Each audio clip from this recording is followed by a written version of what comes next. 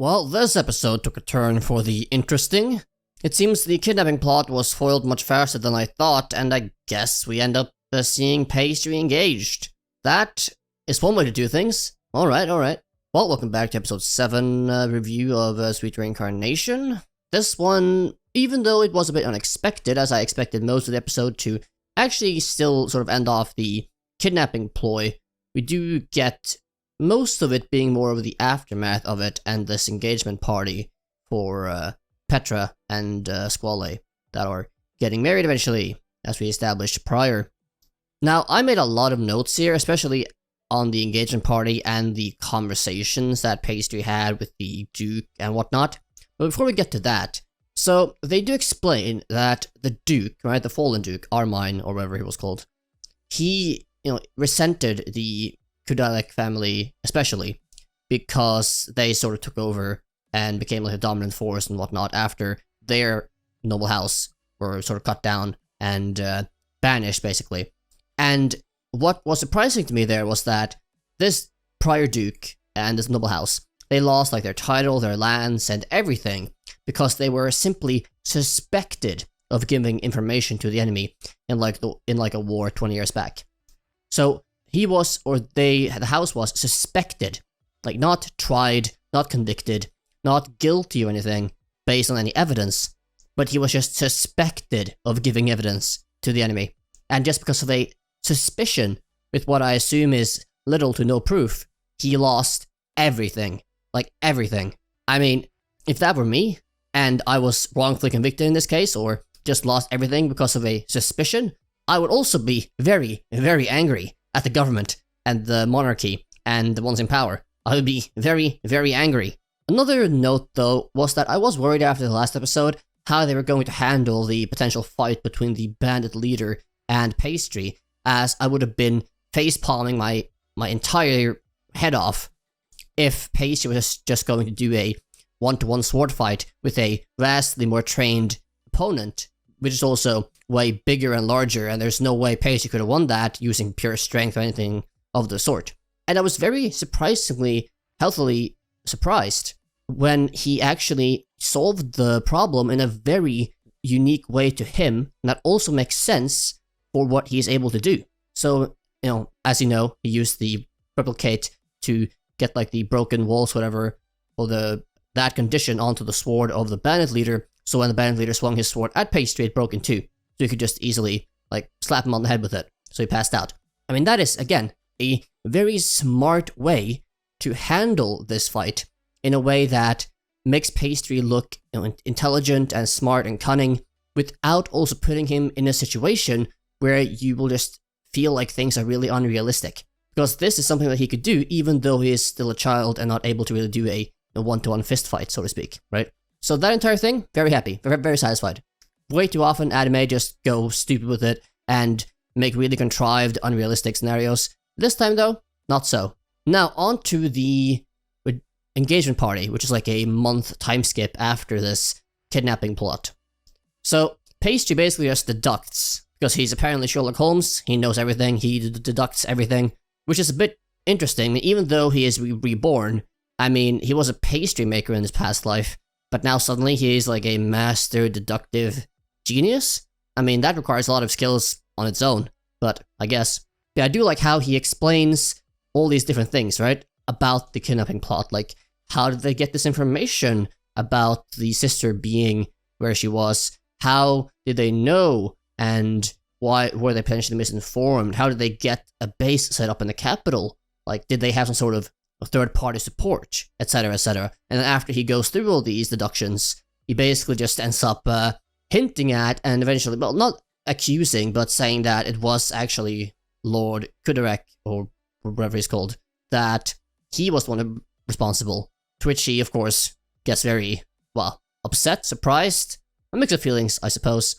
But he does eventually sort of just admit it to them that, yes, okay, he might have slipped out some information to encourage a kidnapping plot of the sort, so that he could, for once and for all, sort of finish off a age-old enemy, being the House of Armine, or whatever the house was called, but him not intending it to have the effects that it did, with the actual kidnapping, etc. Of course, then Pace uses this information that he deducted for himself to basically pressure the Duke to give him things in for some later time, materials, money, whatever. Basically saying that, hey, I mean, if you want to keep this information secret so that I just don't randomly slip some information out, because after all, I'm just a giddy child after all. Oh, and especially when I'm talking to, the lovely Lord Huberek over here, that I'm sure would love to know more about his daughter and her kidnapping, well then, I would like some materials. I would like some support, So the Duke begrudgingly agrees, probably feeling very outsmarted and very annoyed and angry, but still. Though I do question, in a way, the decision to do that, as, okay, you basically made not necessarily an enemy, but you made the Duke an adversary. Like, you pushed him and you, basically blackmailed him to get resources. And even if this might be, let's say, semi-common in the political sphere in a world like this, that it's not going to make you friends. And considering your position, or Pastry's position, and his father's position as a generally poor, far-off fiefdom, making an enemy or adversary of a duke seems very ill-advised, even if they get resources out of it for the short term. But I guess the show didn't see it that way at all, but that's how I feel things would actually develop in this sort of case.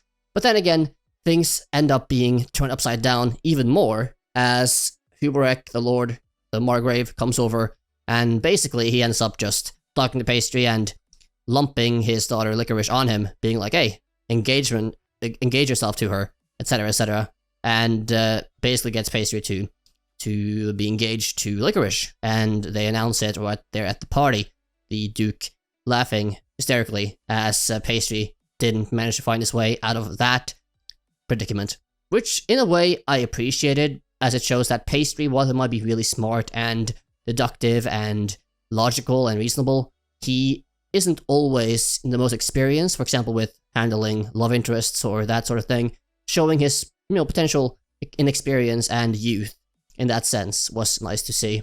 At the same time though, this was sort of pitted off as being negative for Pastry, like he was sort of forced into this, and that it was, at least to me, seemed like it being portrayed as something not good for Pastry or his family or his fiefdom, but it's the exact opposite.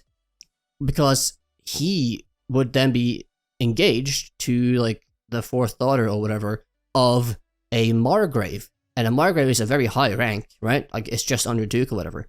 It's a very high noble rank, and Pastry coming from a, like, backwater, like, fiefdom with practically no rank to speak of, like a minor one. Like, this is a massive move up the political ladder for him. So, I mean, he should, by all accounts, leap into this and be extremely ecstatic that, yes, this is a really good position for me to move up to. I mean, even if Pastry or his father thinks that he can do better, quote-unquote, you can't do much better than a Margrave's daughter. I mean, that is a very, very high position. I mean, yeah, technically, I guess Duke is higher. Technically, there's a few, like, royalty above that. But in any realistic world that has this sort of system, monarchy, government, whatever, marrying into a Margrave family is something that you would leap at the opportunity at for anyone of his stature or even higher, So I found that a bit odd how they were framing that, or how it seemed they were framing it. Anyhow, another thing I thought about in addition to that is that, okay, if Licorice and Pastry get engaged, I mean, it is the male that takes over the title, right? I mean, since Squall is engaged to the daughter that is, I guess, her senior, then he would be first up to be the next lord of Huberek, etc. But I guess he also has the Kudelek name. I'm not sure if you can dual lead houses or not. I mean, I guess you can, right? But I assume that, I guess Huberek also has two older daughters, and the older daughters have husbands that are even further, like number 1 and 2 in line to take over the family crest or the family house. So I guess Pastry is technically 4th in line to be the leader of that, but still, he would still be heavily sort of entrenched in the Huberek house, which is still very, very good. And if the worst things were to happen to the 3 ones ahead of him, would he not become the lord of Huberek province himself? That's what I assume, anyway. Plus, of course, in addition to marrying into the Huberek family, which is, again, very prestigious, very important family in terms of position and power, whatever else, he is also then becoming, by extension, indirectly, part of the Kudelek family, which is a duke's family, because of Squale being the grandson of the duke, right? So that in and of itself insulates him somewhat from the wrath of the duke after what he just did, but also puts him indirectly in like a half sort of a position to use the Kudelek family for help and position further down the line as well. Like all of this, all the things connected to the engagement seems extremely beneficial for Pastry. So I'm not sure why the father seemed weirded out or stressed out about it. He should be ecstatic, right? Pastry as well should be very excited about this. The only thing I don't really understand yet is why exactly Lord Huberek did this. I mean, he can't have just been doing it because of his daughter Licorice being really enamored with Pastry, right? I mean, that's not how you do things in a world like this. You marry off your daughters, especially for political influence or alliances and stuff like that. That's historically always how it is in any world of this nature. So why would he sort of, let's say, waste his daughter, quote unquote, on Pastry? I mean, even if he sees the potential of Pastry in the future, and even if the daughter, Licorice, really sort of pushed him to accept it and go for it, it seems like a very risky move for a Margrave to do, even if he has like 4 daughters. Anyway, though, they end the episode with the engagement party of basically both of them, and with Pastry having some very salty cookies that Licorice lovingly tried to make for him. So that's cute enough. Overall, though, a good episode. I do love the geopolitics here, right? I do love like analyzing all these things with the world and how the families interact and how nobility interacts and like how everything works together, you know? So hopefully we will get some more answers to why the Margrave did this in the next episode or two. But anyways, with that being said, what did you think of the episode? Did you like it, hate it, have any other thoughts on it? Feel free to say so in the comment section down below. Also, please do like, subscribe, hit the notification bell, all that good stuff to support this new and budding channel. I deeply appreciate it. And with that, I will see you next time.